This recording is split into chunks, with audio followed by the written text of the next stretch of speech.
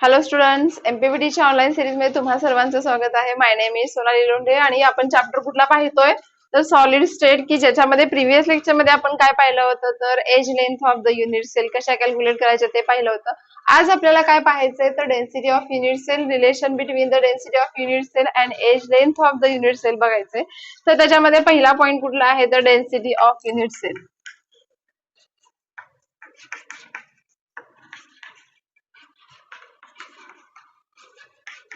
तर बघा, डेन्सिटी म्हणजे काय जे की तुम्हाला ऑलरेडी माहिती आहे. डेन्सिटी आपण कसं एक्सप्लेन करतो तर density is equal to mass upon volume.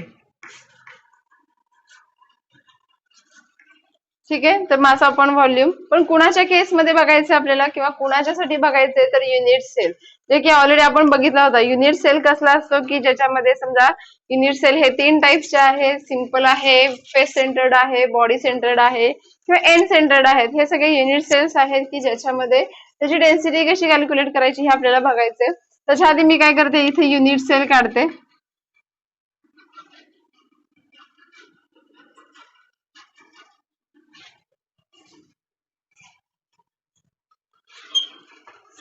ठीक आहे, तर हा एक युनिट सेल असेल. कन्सिडर करा, जर समजा मला हा जो काही युनिट सेल आहे याची जर डेन्सिटी कॅल्क्युलेट करायची असेल तर तुम्ही कशी कॅल्क्युलेट करणार तर हा जो काही युनिट सेल आहे या युनिट सेलचं मास आणि ह्याचा जो काही व्हॉल्यूम असेल, ह्या दोघांचा जो काही रेशो असतो तो म्हणजे कोण असतो डेन्सिटी. ही जी काही डेन्सिटी आहे तो आपण कशाने इंडिकेट करतो तर रोने इंडिकेट करतो. तर मास अपॉन व्हॉल्यूम हा त्यांचा जो काही रेशो आहे त्याला आपण काय म्हणतो डेन्सिटी.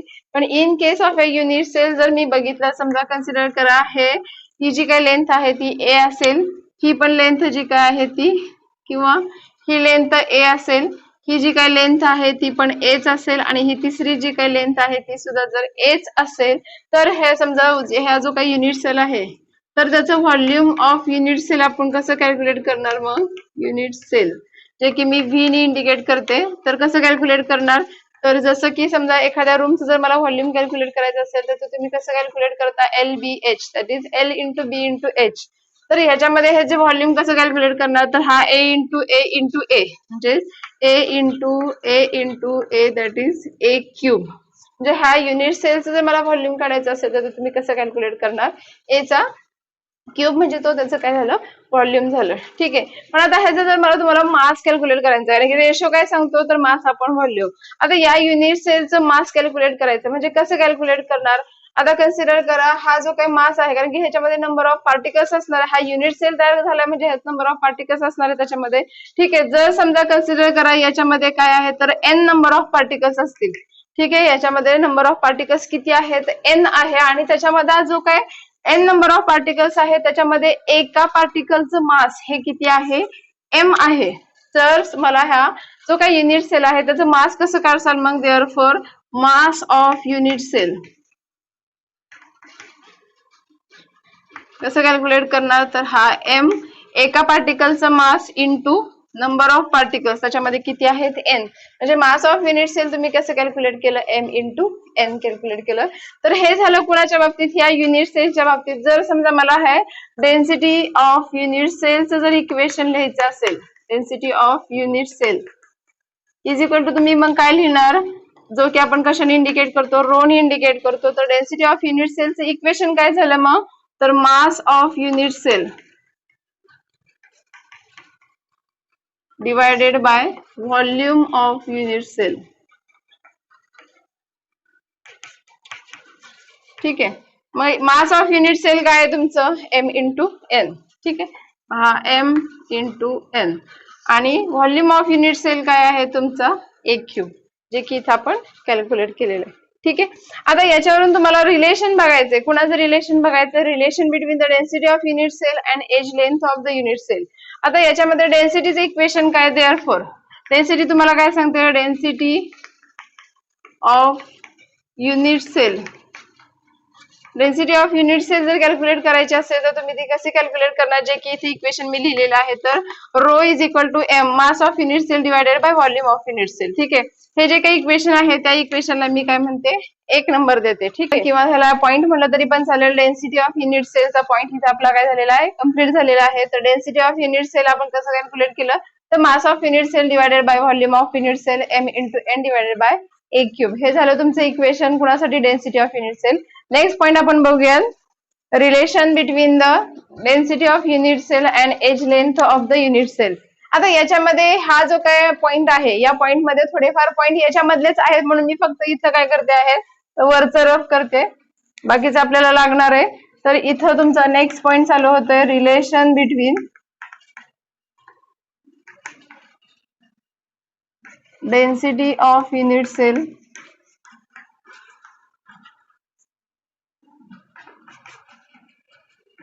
and edge length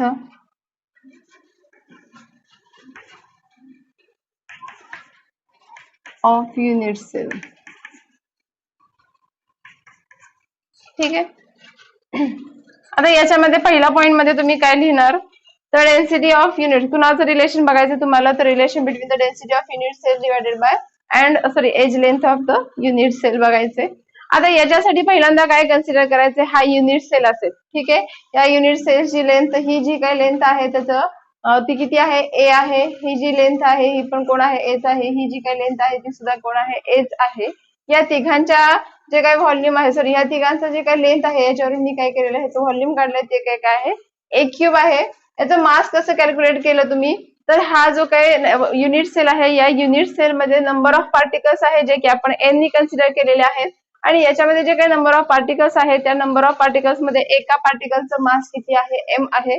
म्हणून आपण मास ऑफ युनिट सेल कसं कॅल्क्युलेट केलं, एम इंटू एन.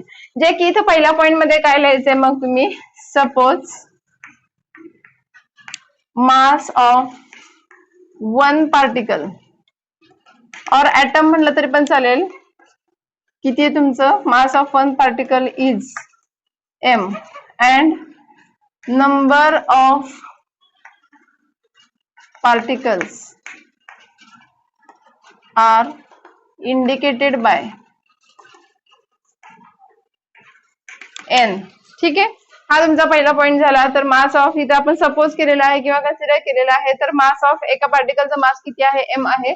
आणि अशा नंबर ऑफ पार्टिकल्स जे की त्या बॉक्स मध्ये आहेत किंवा युनिट सेल मध्ये आहेत ते आपण कशाने इंडिकेट केले, एन ने इंडिकेट केले. जर समजा मला हा जो काही पूर्ण युनिट सेल आहे, या युनिट सेलची जर मला डेन्सिटी कॅल्क्युलेट करायची असेल, तर इथं काय लिहिणार मग सेकंड पॉइंट मध्ये, therefore density is calculated by, जे की इक्वेशन इथं ऑलरेडी आहे. तर डेन्सिटी ऑफ युनिट सेल आपण कसं कॅल्क्युलेट करणार, तर density of unit cell is equal to indicated by the rho. त्याचं इक्वेशन काय आहे, तर mass of unit cell divided by volume of unit cell. तर मास तुमचं किती आहे, एम इंटू एन. कसं कॅल्क्युलेट केलं, जे की मगाशी मी तुम्हाला सांगितलेलं आहे. आणि व्हॉल्यूम ऑफ युनिट सेल किती आहे, ए क्यूब आहे. ठीक आहे. इथपर्यंत सगळ्यांना कव्हर झालं. आता थर्ड पॉइंट मध्ये काय सांगायचंय बघा. आता हा जो काही मास आहे, ते आपण mass of unit cell calculate केलं. ठीक आहे. आता याच्यामध्ये काय असणार आहेत, नंबर ऑफ पार्टिकल्स असतील किंवा नंबर ऑफ ऍटम्स असतील. हा जो काही युनिट सेल तयार करण्यासाठी जे काही कॉर्नर्सला तुम्ही यूज केलेले आहेत पार्टिकल्स किंवा कन्स्टिट्यूएंट पार्टिकल्स, हे त्याच्यामध्ये कोण असतात, तर ऍटम्स असतात. आणि कुठलाही जर ऍटम कन्सिडर केला किंवा कुठलाही एलिमेंट कन्सिडर केला तर त्याला काय असतो, मोलार मास असतो. जे की आपण पहिल्यांदा तुम्हाला माहितीच आहे, ऑलरेडी प्रिव्हियस मध्ये आपण शिकलेलो आहोत 11th ला. तर हा जो काही पार्टिकल आहे, या पार्टिकल्स असतील किंवा ऍटम्स असतील त्यांना कोण असतो, मोलार मास असतो. फॉर एक्झाम्पल जर मी सोडियम कन्सिडर केला, सोडियमचा मोलार मास किती आहे, 23. म्हणजेच काय, तर प्रत्येक एलिमेंट असेल किंवा ऍटम ऑफ एन एलिमेंट असेल तर त्याला काय असतो, मोलार मास असतो, जो की मोलार मास आहे. आता इथं काय आहे, तर हा एम आहे. एम म्हणजे कोण आहे, तर हा याच्यामध्ये जे काही नंबर ऑफ पार्टिकल्स आहे त्या पार्टिकल्सचं मास म्हणजे कोण आहे, तर एम आहे. आणि कुठलाही ऍटम असेल त्याला कोण असतो, मोलार मास असतो. म्हणून मी काय लिहिते equation, therefore molar mass of particle or substance is calculated by. तर मोलार मास कसा कॅल्क्युलेट करतो आपण, मोलार मास मी कशाने इंडिकेट करते, कॅपिटल एम ने इंडिकेट करते. मोलार मासचं इक्वेशन काय आहे, तर mass of one particle, mass of one particle into number of particles per mole. म्हणजे एका मोल मध्ये किती नंबर ऑफ पार्टिकल्स आहेत आणि मास ऑफ वन पार्टिकल, ह्या दोघांचं मल्टिप्लिकेशन म्हणजे कोण असतो, तर मोलार मास ऑफ पार्टिकल असतो, किंवा molar mass of unit cell म्हटलं तरी पण चालेल. तर हा जो काय मास ऑफ वन पार्टिकल किती आहे, एका पार्टिकलचं ज्यावेळेस आपण मास कन्सिडर केलं होतं, इथं मास ऑफ वन पार्टिकल किती आहे तुमचा, एम, म्हणून मी इथं काय लिहिते, एम इंटू, आणि नंबर ऑफ पार्टिकल्स पर मोल हे कशाने इंडिकेट केले जातात, तर एन ए, आणि एन ए म्हणजे कोण असतो, अवॅगॅड्रोस नंबर असतो, जे की आपण पुढं ऑलरेडी तुम्ही शिकलेला आहात. ठीक आहे, अवॅगॅड्रोस नंबर असतो. म्हणून तुमचं इक्वेशन काय झालं, तर M is equal to M into N A. तर हे जे काही इक्वेशन आहे, या इक्वेशन वरून मला या एम ची व्हॅल्यू तुम्ही कॅल्क्युलेट करू शकता, किंवा त्या इक्वेशन मधून तुम्ही एम ची व्हॅल्यू तुम्हाला मिळू शकते. ती इक्वेशनची व्हॅल्यू कशी मिळणार, म्हणून therefore M is equal to मी काय लिहू शकते, तर हा एम ऍज इट इज, ह्या एम ची व्हॅल्यू मला कॅल्क्युलेट करायची, तर हा एम ऍज इट इज, हा एन ए त्याला आपण असेल म्हणजे M divided by N A, that is Avogadro's number. ह्या इक्वेशनला मी इक्वेशन नंबर काय म्हणते, 2 म्हणते. त्याला इक्वेशन नंबर मी 1 म्हणलं, याला इक्वेशन नंबर मी 2 म्हणाले. ठीक आहे, तर याच्यावरून तुम्ही काय कॅल्क्युलेट करू शकता, तर हा इक्वेशन नंबर 1 आणि इक्वेशन नंबर 2 जर तुम्ही व्यवस्थित बघितला, ह्या दोघांना जर मी कंबाईन केलं, तर rho is equal to M ची व्हॅल्यू मी जर या इक्वेशन मध्ये पुटअप केली, तर तुम्हाला काय इक्वेशन मिळेल, मग बघा, कंबाईनिंग इक्वेशन 1 and 2, 1 आणि 2 आपण काय करूयात, कंबाईन करूयात. त्याच्यावरून तुम्हाला रो ची व्हॅल्यू, ही जे काय रोच इक्वेशन आहे, M into N divided by A cube, या इक्वेशन मध्ये मी काय करते, हे एम ची व्हॅल्यू पुटअप करते. तर तुम्ही सरळ असं म्हणा, बाय इक्वेशन 1 and 2, इक्वेशन 1 आणि 2 वरून आपल्याला काय मिळेल, तर rho is equal to M ची व्हॅल्यू काय आहे, एम ची व्हॅल्यू इथे मी पुटअप करते, M divided by N A, हा एम डिवायडेड बाय एन ए. ठीक आहे, ऑलरेडी इथं कोण आहे, एन डिवायडेड बाय हा ए क्यूब इंटू ए क्यूब. ठीक आहे, तर हे इक्वेशन झालं तुमचं डेन्सिटी ऑफ युनिट सेल्स, की हे इक्वेशन यूज करून तुम्हाला काय करायचे, न्यूमेरिकल सॉल्व्ह करायचे, की ज्याच्यामध्ये हा रो म्हणजे कोण असणार आहे, डेन्सिटी ऑफ युनिट सेल. ठीक आहे, हा एम म्हणजे कोण आहे, कॅपिटल एम म्हणजे कोण आहे, तर molar mass of unit cell. ठीक आहे, हा एन म्हणजे कोण आहे, तर नंबर ऑफ पार्टिकल्स, हा एन ए म्हणजे कोण असणार आहे तुमचा, तर अवॅगॅड्रोस नंबर.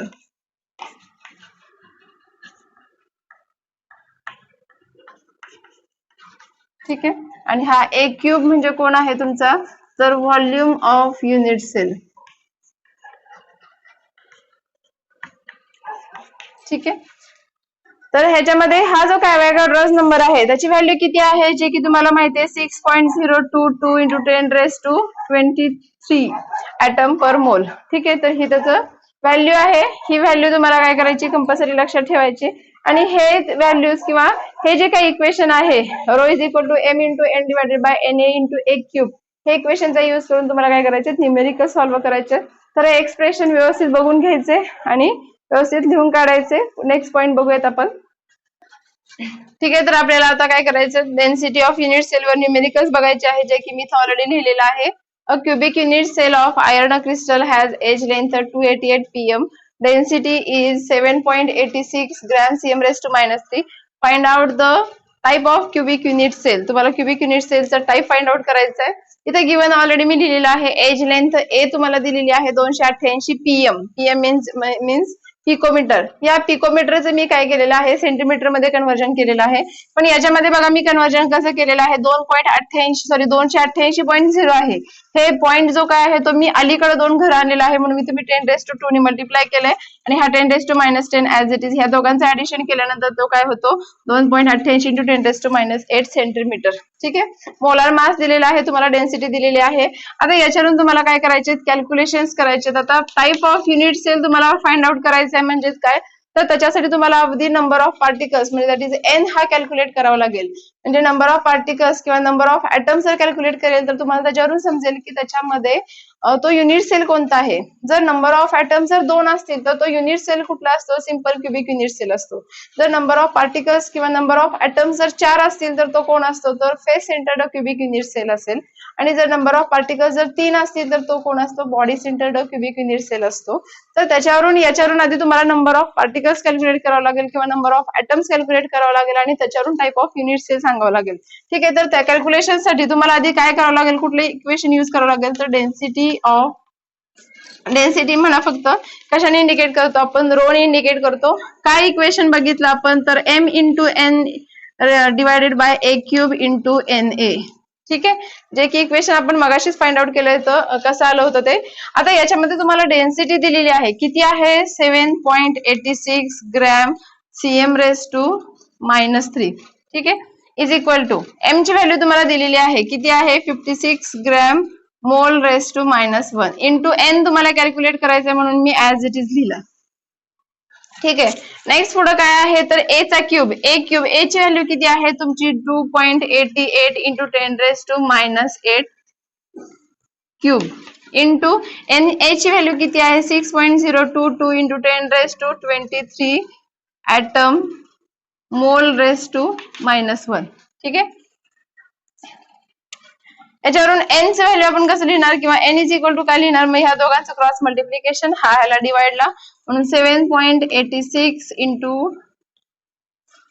2.88 इंटू 10 रेस टू -8 चा cube into 6.022 into 10 raise to 23 atom mole raise to -1 divided by 56 gram mole raise to -1. हा जो काय हा ग्रॅम सीएम रेस टू -3 आहे, या ग्रॅमला हा ग्रॅम कॅन्सल झाला, हा मोलला हा मोल कॅन्सल झाला. ठीक आहे, आता यांच्या नंतर पुढे तुम्हाला काय करावं लागेल, एन इज इक्वल टू, आता याच्यामध्ये हा जो काय यांचं जे काय आहे त्याला मी फक्त सेपरेशन करून घेते, तर 7.86 इंटू 2.88 यांचा जो काही क्यूब आहे तो फक्त मी सेपरेट करून घेतलाय, इंटू 10 रेस टू -8 चा cube into 6.022 into 10 raise to 23 atom divided by 56. ठीक आहे, आता याच्यामध्ये बघा, हा जे काय एन इज इक्वल टू आहे हे इथे मी लिहिते. एन इज इक्वल टू तुमचं काय व्हॅल्यू आली, तर 7.86 प्लस हा 2.88 चा क्यूब इंटू हा कोण आहे, तर 10 रेस टू -8 आहे आणि ह्याला इंटू 3. हा इंडेक्सचा रूल काय सांगतो, तर हा 10 रेस टू किती होतो, -24 होतो, 8 किती आहे 24. हा 6.022 into 10 raise to 23 divided by 56. ठीक आहे, आता याच्यामध्ये हा 10 रेस टू -4 आणि हा 10 रेस टू -24 10 रेस टू 23, त्याचा आन्सर किती येते, 7.86 plus 2.88 cube into 6.022 into 10 raise to -1 divided by 56. इथं प्लस झालं होतं चुकून माझ्याकडून, इथे मी फक्त क्रॉस केलेला आहे. आता हे जे काय आन्सर आहे, हे एन ची व्हॅल्यू तुम्हाला काय करायचंय, by using the log table करून तुम्हाला काय करायचंय, याचं कॅल्क्युलेशन करायचंय. लॉग टेबल तुम्ही कसं कॅल्क्युलेट करणार, तर N is equal to log, हे जिथं मल्टिप्लिकेशन आहे तिथं तुम्ही काय करता, ऍडिशन करता, आणि जिथं डिवायडेशन आहे तर त्याला तुम्ही काय करता, सबस्ट्रॅक्ट करता. म्हणून मी इथं काय लिहिते, तर लॉग 7.86 प्लस हा जो काय लॉगच्या केसमध्ये काय होतो, हा रेस टू जो काय आहे तो पुढे येतो, म्हणून 3 into log 2.88 plus log 6.022 minus हा लॉग 56 आणि ह्याला इंटू 10 रेस टू -1 ला मी ऍज इट इज ठेवलेला आहे. नेक्स्ट पुढे तुम्हाला काय करायचंय, यांचे पहिल्यांदा कॅरेक्टरिस्टिक काढायचं आहे. पॉईंटच्या अगोदर जेवढे काही डिजिट असतील त्याच्यातून एक मायनस करायचा, म्हणून ह्याची कॅरेक्टरिस्टिक किती आली तुमची, लॉग 0.0 त्याचं जे काय आन्सर आहे ते बघा मी ऑलरेडी कॅल्क्युलेट केलेलं आहे, त्यांचे लॉग पाहिलेले आहे, तर तुम्ही बघायचे आहे. तर माझा पहिलाच आन्सर आहे 0.8954 प्लस 3 इंटू 0.5494 प्लस 0.7797 मायनस इथं ह्याची कॅरेक्टरिस्टिक किती आहे तर 56.0 आहे, म्हणजे पॉईंटच्या अगोदर किती डिजिट आहेत 2, 2 मधून 1 मायनस करायचा म्हणून ह्याची कॅरेक्टरिस्टिक किती आली 1.7482 आणि हा 10⁻⁻1 ऍज इट इज. ठीक आहे, तर हे तुमचं मी लॉग बघितलेलं आहे. तर ह्याचं जे काय ऍडिशन आहे हे ऍडिशन नंतर तुम्ही काय करायची आहे सॉरी इथं लॉग नाहीये, इथं ऍडिशन तुम्ही त्यांची करायची, ह्यांचं मल्टिप्लिकेशन करा, त्यांचे ऍडिशन करा. त्याच्यानंतर माझा आन्सर जे काय आलेला आहे ते किती आलेलं आहे तर 1.3051 इंटू 10⁻⁻1 एवढा आन्सर आलेला आहे. जे काय आन्सर आलेला आहे त्याचा आपण काय बघतो अँटीलॉग बघतो, आणि अँटीलॉग बघितल्यानंतर माझा आन्सर किती आहे तर 20.18 आहे इंटू 10⁻⁻1. हा n इज इक्वल टू एवढी व्हॅल्यू आली, म्हणजेच का हा 10⁻⁻1 म्हणजे तो काय असतो डिवाइड 10 असतो. ज्यावेळेस आपण ह्याला डिवाइड 10 करतो तेव्हा 2.018 म्हणजे अप्रॉक्सिमेटली हा कुणाच्या इक्वल आहे तर 2 च्या इक्वल आहे, म्हणजे n ची व्हॅल्यू तुम्हाला किती मिळाली 2 मिळाली. जेव्हा नंबर ऑफ ऍटम्स हे 2 असेल तेव्हा तो सिंपल कुठला युनिट सेल असतो तर सिंपल क्युबिक युनिट सेल असतो. म्हणून इथं आन्सर फायनली लिहा, इथं माझ्याकडे जागा नाहीये. Since the number of atoms present in the unit cell is the 2, therefore the type of the unit cell is the simple cubic unit cell. ठीक आहे, तर हे तुम्ही न्यूमेरिकल सॉल्व्ह करायचंय. नेक्स्ट बघूयात आपण. बघा नेक्स्ट न्यूमेरिकल मी इथं लिहिलेलं आहे an element with the molar mass 27 gram per mole forms cubic unit cell with edge length 405 pm picometer.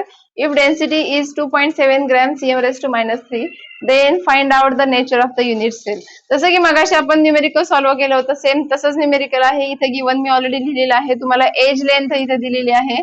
Age length किती आहे 405. त्याचं पिकोमीटरचं कन्वर्जन मी सेंटीमीटर मध्ये करून घेतलं, जसं की मगाशी सांगितलं होतं सेम तसंच आहे. मोलार मास किती आहे 27 ग्रॅम मोल रेस टू -1. इथं पर मोल आहे, जेव्हा मोल हा वर जातो रेस टू -1 होतो. डेन्सिटी किती आहे 2.7 ग्रॅम पर सीएम क्यूब. ठीक आहे, आता याच्यावरून तुम्हाला काय करायचंय कॅल्क्युलेशन करायचंय. कॅल्क्युलेशन कसं करणार सेम मगासारखंच डेन्सिटीचं इक्वेशन यूज करणार.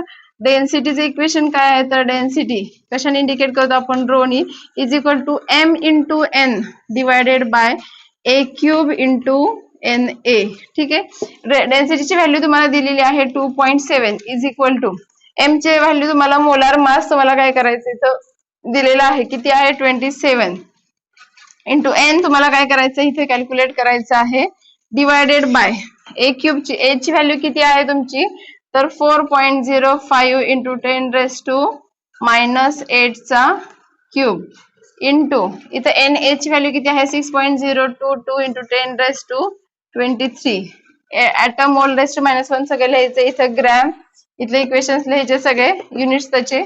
नेक्स्ट पुढे काय आहे तर n इज इक्वल टू काय इक्वेशन येईल मग n is equal to 2.7 into 4.05 into 10⁻⁸ चा cube into 6.022 into 10⁻23 divided by हा 27. ठीक आहे, आता याच्यावरून मगाशी जसं की ह्याला सेपरेट केलं होतं तसंच इथं पण सेपरेट करायचंय. therefore n is equal to 2.7 into 4.05 चा cube into 10⁻⁸ cube into 6.022 into 10⁻23 divided by 27. ठीक आहे, नेक्स्ट मग इथं काय केलं आपण ह्याचं 8×24 इथं 10⁻23 आहे. याचं डिरेक्टली जर हा 8×24 आणि 10⁻⁻24 10⁻23 आन्सर किती येतं 10⁻⁻1 म्हणून इथं 2.7 into 4.05 raise to 3 into 6.022 into 10⁻⁻1 हा 10⁻⁻ 24 हा त्रिक 24 10⁻24 आणि हा 10⁻23 ह्या दोघांचं मल्टिप्लिकेशन ऍडिशन किती येते 10⁻1 डिवायडेड बाय किती येते 27. जसं की मगाशी आपण हे आन्सर सुद्धा काय करायचे लॉग प्रमाणेच काढायचे. कसं करणार मग इथं जिथं आहे जिथं ऍडिशन सॉरी मल्टिप्लिकेशन आहे तिथं आपण काय करतो ऍडिशन, तिथं डिवायडेशन आहे तिथं काय करतो सबस्ट्रॅक्शन. म्हणून लॉग 2.7 प्लस हा रेस टू आहे तो इकडे येणार 3 into log 4.05 plus log 6.022 minus log 27 into 10⁻1. आता हे सगळं जर लॉग वगैरे बघून याचा आन्सर माझं किती आलेला आहे, ह्याचा आन्सर मी तुम्हाला इथे डिरेक्टली सांगणार आहे. तर ह्याचे तुम्ही आधी कॅरेक्टरिस्टिक काढायचे, त्याच्यावरून ह्यांचं आधी मल्टिप्लिकेशन करायचं, मग ऍडिशन करायचं, मग ह्या आलेल्या 27चा जो काही लॉग आहे त्याच्यामधून त्याला सबस्ट्रॅक्ट करायचं आणि त्यावेळेस त्याचा आन्सर किती येते 4.00. म्हणजे एन ची व्हॅल्यू मला किती भेटते तर N is equal to answer माझं 4 आलेलं आहे. तर तुम्ही ही लॉग प्रमाणेच काय करायचे लॉग टेबल युज करून हे आन्सर तुमचं एवढं येते का चेक करायचे. आणि जर नंबर ऑफ एन हा किती असेल 4 असेल तर तो क्युबिक युनिट सेल कोण असणार आहे मग face centred cubic unit cell. कारण की नंबर ऑफ ऍटम्स जेव्हा 4 असतात तेव्हा तो युनिट सेल कुठला असतो तर फेस सेंटर्ड युनिट सेल असतो. म्हणून याच्यामध्ये आन्सर काय लिहायचं if the number of atoms are the 4 then the unit cell is the face centred cubic unit cell. ठीक आहे, तर हे झालं आजचं लेक्चर. आजचं लेक्चर मी इथंच थांबवते. आपण नेक्स्ट उद्या पुन्हा काय करूयात नेक्स्ट न्यूमेरिकल्स पाहायचे अजून सुद्धा आणि नेक्स्ट पॉईंट चालू करायचे. आजचं लेक्चर मी इथंच थांबवते. Thank you so much.